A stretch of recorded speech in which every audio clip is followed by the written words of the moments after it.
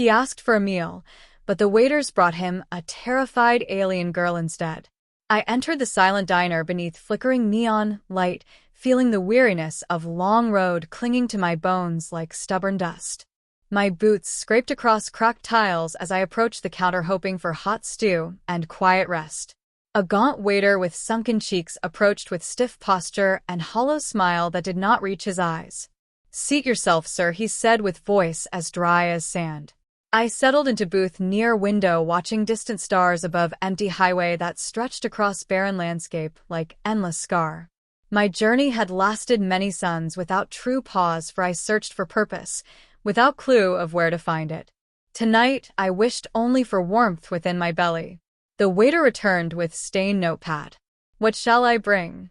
"Simple stew if you have it and bread if spare." He nodded mechanically, then vanished through swinging door that led to kitchen.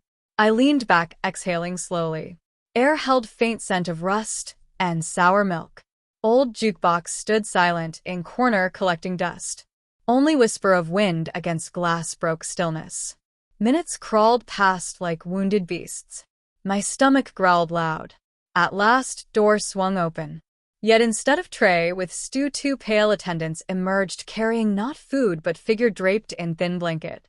My brow furrowed with confusion. They approached my booth in grim silence, then laid figure upon bench across from me. "Here is your order," one attendant muttered without emotion. I stared dumbfounded. "I requested stew, not person." They stepped back without reply. Blanket shifted. A soft whimper rose from beneath. My heartbeat quickened. Slowly I reached forward, lifting edge of blanket. Beneath crouched small girl with skin faintly silver beneath grime. Her wide eyes glowed faint teal, like moonlit water trembling with fear. Thin wrists bore metallic cuffs etched with symbols unknown. I felt shock strike through me like bolt of lightning. "What madness is this?" I demanded, turning toward attendants. Yet they had vanished, leaving doors swinging gently behind them. I looked back upon trembling girl. She pressed herself against wall, eyes fixed upon me filled with terror. She spoke in broken whisper, though words unfamiliar. Still tone clear as plea. "Do not harm." I raised hands slowly, palms open. "Fear not. I intend no harm. I do not understand why they brought you." She stared, trembling. I noticed faint scars along her arms like burns from cruel instruments. Rage stirred within me. I rose, approaching counter. No staff in sight. Diner eerily empty. Chairs stood askew like patrons had fled mid-meal. Unease gnawed at my gut. I returned to booth gently, sitting across from girl. "Can you understand me?" She hesitated, then nodded faintly. "Yes." Words hard, but yes. "What is your name?" She looked down as if ashamed. "Name unknown to you." "Sound like Lyr, hence you may speak so." "Very well, Lyr. I am called Rowan." "Tell me who did this to you." She hugged knees close. "Men in white garments. They took from sky. Bound wrists. Locked within cold cage. Fed tasteless paste. Poked with sharp rods. Then brought here, while asleep. Awoke upon this seat." My fists clenched. Then those attendants were jailers. They meant to serve you as twisted meal offering. Perhaps to test if I would devour flesh. Disgust flooded my chest. Lyr watched my anger with wary hope. "You will not consume." "Never." "I vow it." She relaxed slightly, though still tense, like fawn near predator. I removed my coat, offering to her. She accepted, hesitantly wrapping around thin frame. Shivers faded somewhat. "We must leave this place before captors return." "Can you walk?" "Yes, though weak." I stood, extending hand. She reached slowly, clasping my fingers with surprising warmth. Together we moved toward exit. Yet as my hand touched door, handle loud clang echoed above.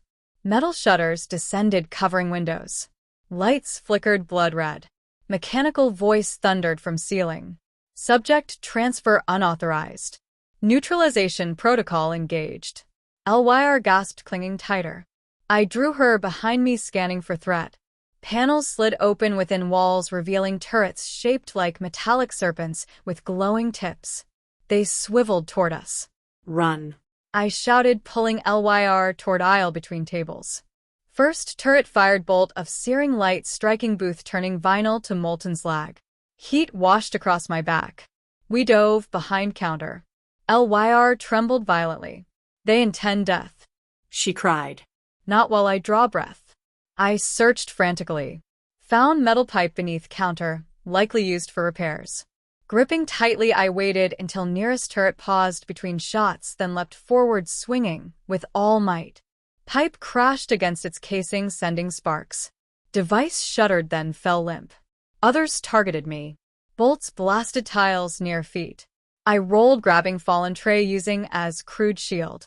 Bolts hissed against its surface, scorching, but not breaching. LYR crawled behind fridge for cover. I charged next turret, slamming pipe again and again until it crumpled. Remaining devices unleashed barrage. I ducked behind overturned table, then hurled tray like discus striking sensor, lens of closest enemy. Beam misfired, exploding against ceiling, showering sparks. Soon silence fell. All turrets lay ruined. My chest heaved. Burns marked arms, but pain dim beneath adrenaline. I returned to LYR, extending hand. We must break exit. She nodded. Together we approached door. Shutter heavy, thick steel. LYR touched her cuffs. They glowed faintly. I hold energy within, though drained. May use to melt barrier, yet risk exhaustion. Do so, I urged. She closed eyes, concentrating. Cuffs shone brighter. Thin beam emitted striking shudder. Metal sizzled, dripping like wax. Opening widened slowly. LYR swayed with strain. Enough. Rest. I lifted remaining section, kicking to widen gap. At last, space large enough to pass. I helped her through, stepping into night air. Cool breeze brushed sweat from brow. Stars shimmered above like distant watchful eyes. LYR stumbled, leaning against me. We must flee far. Hunters shall track. Then we make haste. I guided her toward my vehicle parked nearby. Old Rover with sturdy frame. We climbed inside. I started engine with tremble in hands. Wheels spun across gravel, sending dust swirling. LYR sat beside me, wrapped in coat, gazing through window with wonder and fear. Does sky always look so vast without walls? Yes. And soon you shall see more wonders free from cages. She looked at me with fragile smile. My heart swelled.